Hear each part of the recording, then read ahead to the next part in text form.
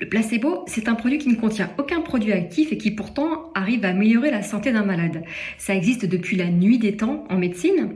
On peut parler par exemple de la cour de Napoléon où le médecin, pour traiter les cas de constipation, utilisait du mica panis. C'est du latin et ça veut dire mie de pain, tout simplement. Et ça faisait vraiment fureur à cette époque-là. On peut aussi parler de la Seconde Guerre mondiale où le chirurgien Henri Becher, puisqu'il était à court d'anesthésiants, utilisait une solution saline qu'il injectait à ses patients avant de les opérer pour pouvoir vraiment les soulager.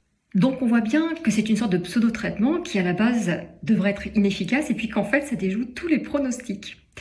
La médecine considère vraiment le placebo comme très utile puisque ça soigne et en même temps elle est un petit peu encombrée par le placebo parce que ses résultats sont assez inconstants. Ça dépend d'un certain nombre de facteurs comme par exemple le type de prescription, à savoir qu'il a été prouvé qu'un traitement donné par injection sera plus efficace qu'un traitement avalé. Le coût du placebo aussi, plus le placebo sera cher, plus il semblera et il sera vécu comme étant plus efficace. Il y a aussi le rituel, c'est-à-dire l'ambiance ou la façon de prescrire le placebo.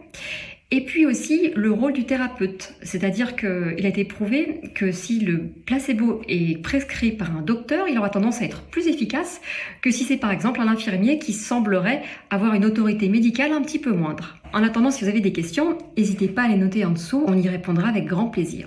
À bientôt.